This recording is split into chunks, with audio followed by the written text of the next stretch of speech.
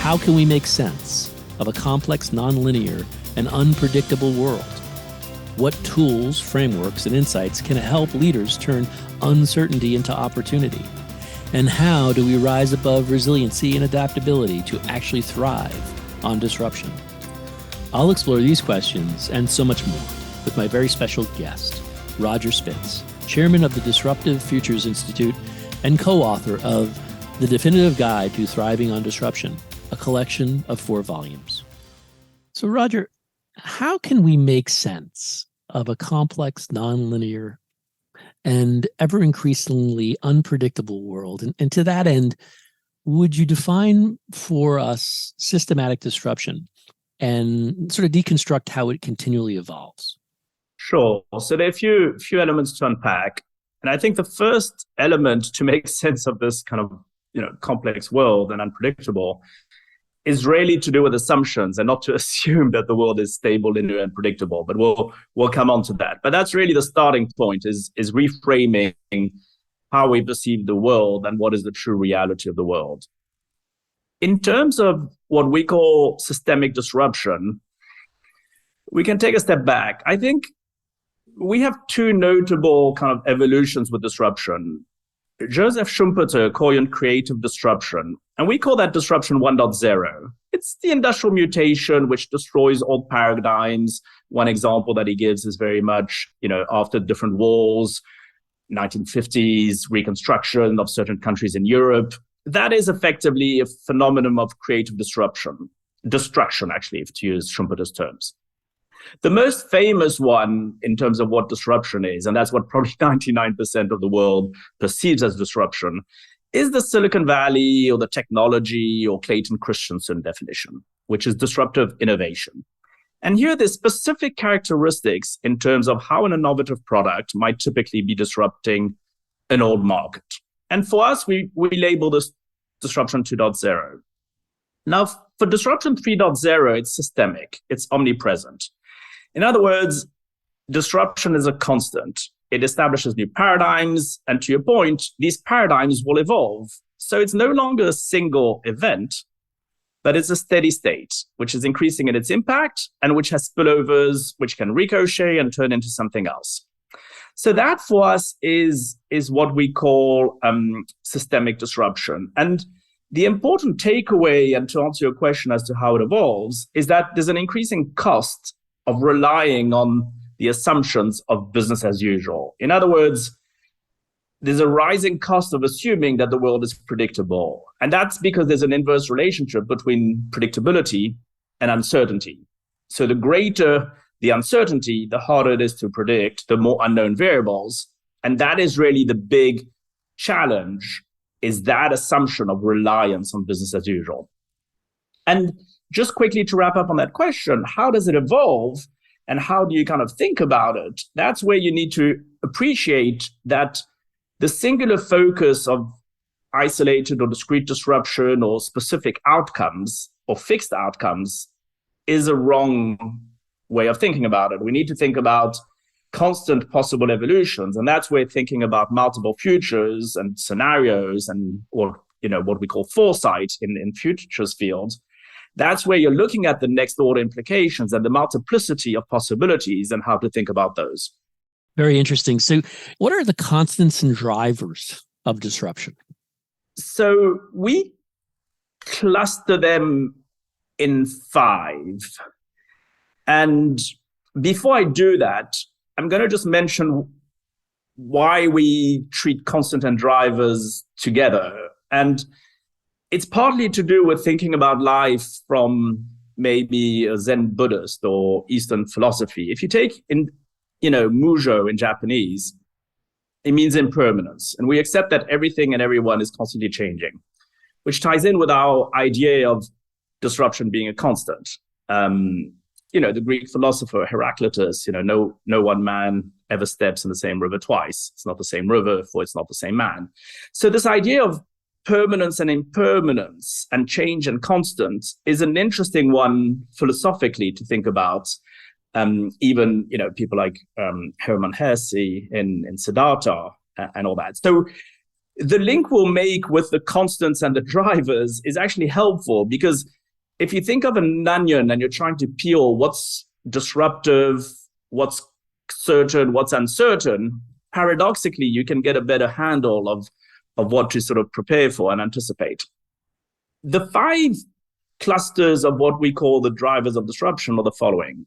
One is new change, and that's basically a combination of, we won't go into them in detail, but, Moore's law, Metcalfe's law, the network effect, the laws of accelerating return, certain technologies, the way they can combine and be cumulative and converge, which makes them self-reinforcing. And we're seeing that in AI a lot. So that combination of factors is creating a new type of change, as these are really self-reinforcing in particular. The second driver of disruption we call the hyper premium on relevancy. And actually, we use the analogy of the Red Queen race from Lewis Carroll, the sister book to Alice in Wonderland, Through the Looking Glass, where the queen is speaking to Alice and she says, well, my dear Alice, you're lucky. Where I come from, it takes all the running, or twice the running, to stay in the same place. So the idea here is, like it or not, there's a hyper premium on being relevant, whether it's competing with machine, whether it's the democratization of knowledge, whether it's microcycles or the end of trends, whether it's hyperconnectivity and reduced barriers. And again, to the neutrality, some of these are positive. If you're a 17-year-old girl in the south of India and you have a smartphone for $30, you can probably get pretty much as much information as a Stanford professor. And again, the reduced barriers to entry mean that, an established company or person can be disrupted very quickly. Likewise, a smaller idea or company or technology can become pervasive quickly. So it plays to the duality. So we have new change. We have the hyper premium on relevancy. The third disruption driver we call irreversibility. And we're going to talk about this in a second. But the main feature and consideration with irreversibility is, as the name indicates, you can reach certain milestones where it becomes impossible or very difficult to reverse. So in that category, we talk about climate, technology, and AI. If you can no longer live on planet Earth, you can choose to do a number of things that might be a little bit too late. So it's that element of irreversibility which is fundamental. The fourth driver of disruption is systemic paradigm shifts on society, on information, and complexity. The world is more complex. That has a number of features we can touch upon a bit later. But those systemic paradigm shifts are a major driver of disruption for us. And the final one is rapidly approaching new eras. And in that, we have new frontiers, whether it's space, global reshuffling, whether it's the possibility of China becoming number one, the splinternet, and the world dividing. And then in that rapidly approaching new eras, we also have quantum and artificial life. What are the implications of quantum physics, of discoveries? What if you can create inorganic life in, really real artificial life? And so those for us are really the way we frame the drivers of disruption: new change, hyper premium relevancy, irreversibility, systemic paradigm shifts, and these rapidly approaching new eras. We're not there yet, but the writing is on the wall. And the final point on this topic is why the link between disruptions and constants, and the analogy with impermanence or the Heraclitus, no man ever steps in the same river twice, is because if change is a constant, what's the difference between change and constants? If impermanence is permanent, what's permanent or impermanent? It's kind of linked. If you know that information is decision-making, disruption is information, but decision-making being driven by these things is a constant, and complexity or decentralization, or climate risk with renaissance. So that's where one can try and kind of have a frame where we understand that disruption is a constant. And again, depending on your assumptions of the world, how you prepare for it and respond. That's a great point. And in that you reference the fact, which I thought was very, very interesting, that advice from so-called experts is becoming less important, helpful, and correct. And instead, in your work that you recently put out, you offer unvice.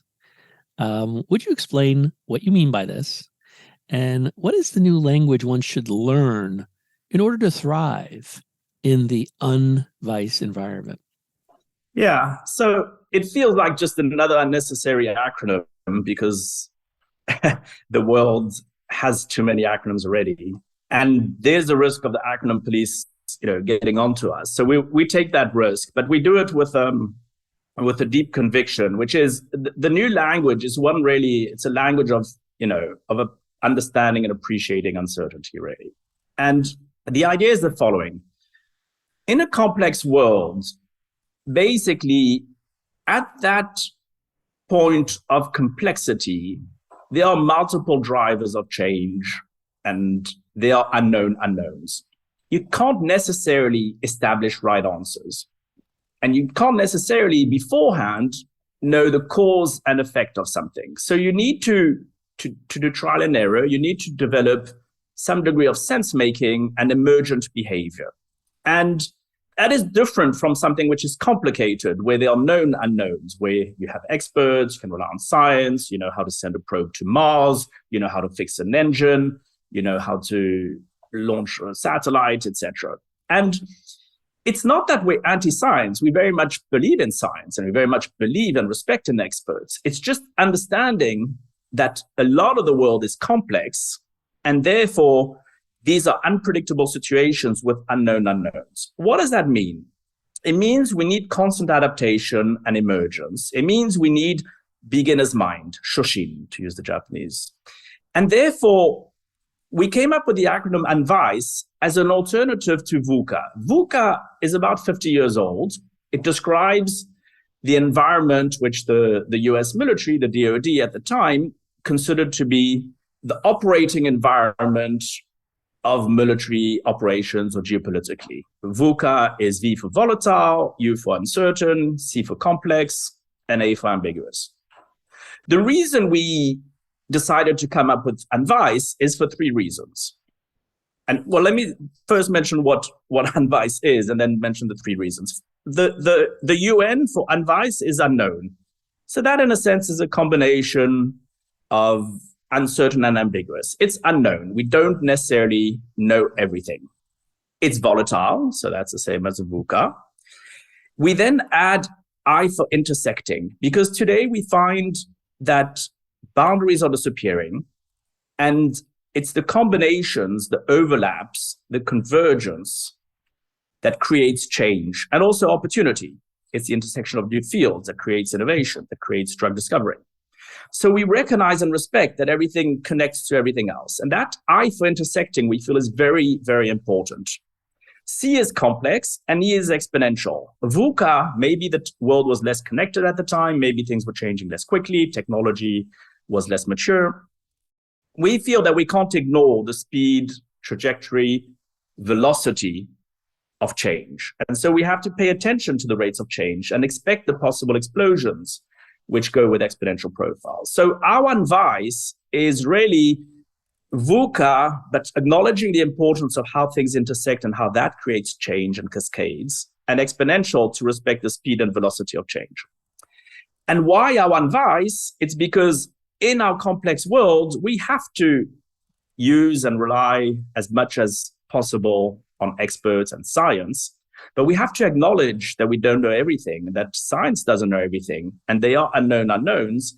And more, we have to be empowered with the agency to emerge, to discover, and also to rely more on ourselves than we might otherwise have.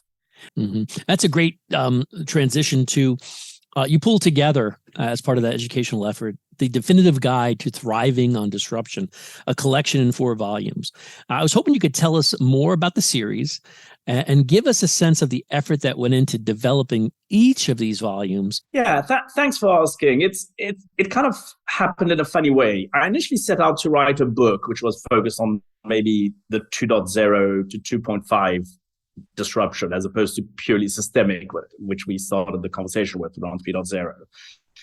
And as the different events unfolded with the world in terms of the pandemic, the geopolitical issues, the Russian invasion of Ukraine, and many other things, it became evident that these topics were very interesting to a lot of people. I started getting a lot of demand for talks, for half-day programs, for building courses, for executive education. And so for the past few years, we've been developing those and delivering them, but very focused on, a specific client wants a talk or an executive program. We develop, a 15-hour program on whatever, decision-making and uncertainty and what have you.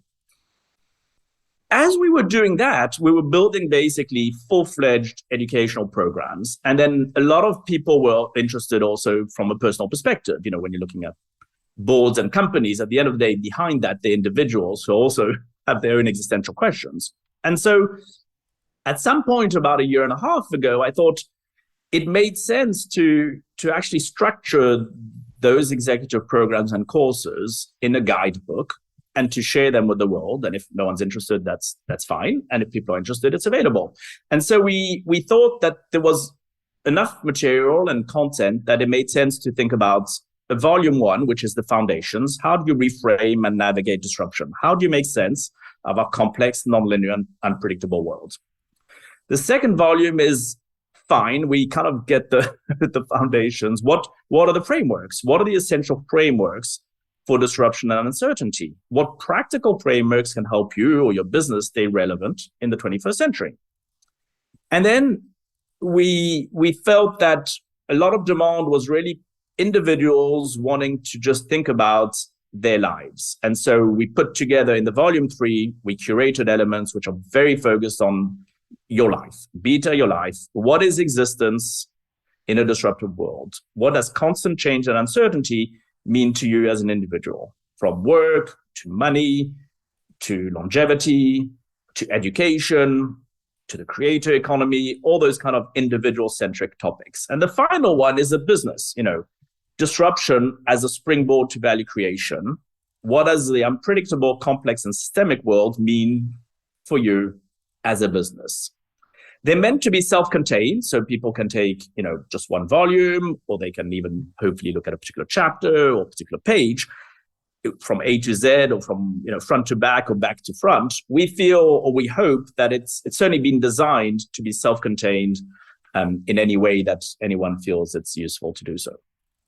Disruption, as we talked about, is certain and omnipresent. But you point out, right, whether you like it or not, it creates more agency and possibilities. And maintaining relevance requires, constantly reframing, ideating, and prototyping and testing our choices in regards to the constant disruption we're dealing with. And so I was wondering, how do we rise above resilience and adaptability to thrive in disruption? And can you tell us more about the 6 I's concept that you outline in your book that helps us understand the language of disruption? Yeah, it's an aspect we tried to not take too lightly, because the risk is, there are a lot of books out there about how to think about the future and be anticipatory, or how to be disruptive. And we really wanted to take an existential and a human step back as well, which is beyond all the things we've talked about. Actually, we should thrive on disruption. At an existential level, the reason is that if everything was predictable and certain, we would have no freedom, agency, and choice. So the reality is that why we are able to thrive on disruption is precisely because disruption is a constant, and it allows us to create whatever we want of ourselves and the world. And so when we thought about the ingredients to that, we boiled it down to what we call the 6 I's, which is, if you have intuition and develop it, you avoid preconceptions, you trust yourself, you trust your judgment, that is helpful. If you're inspired, you explore, you're curious, you're imaginative, you ask broad questions, you break from the present. If you're prepared to improvise, you experiment, you make mistakes, but mistakes are gifts, you accept the ambiguity.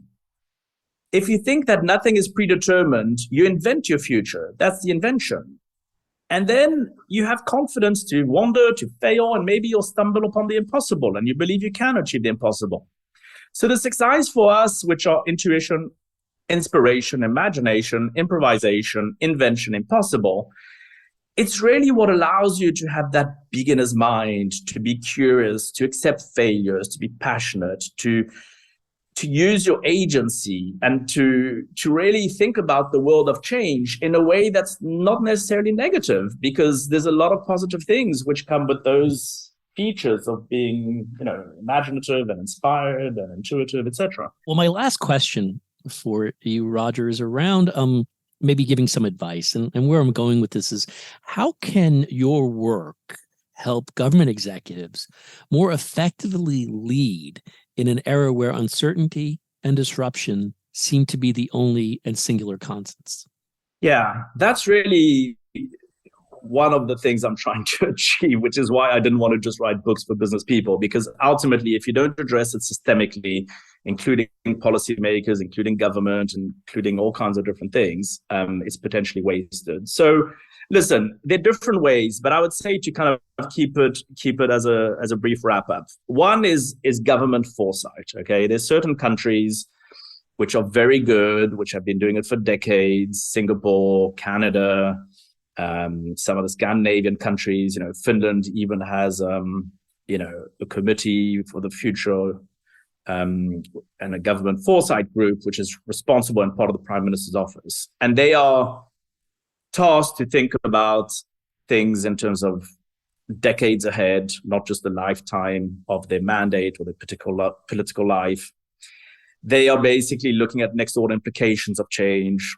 They are looking at things systemically. So systemically, it really means addressing the endemic short-termism, which comes with a lot of public policy.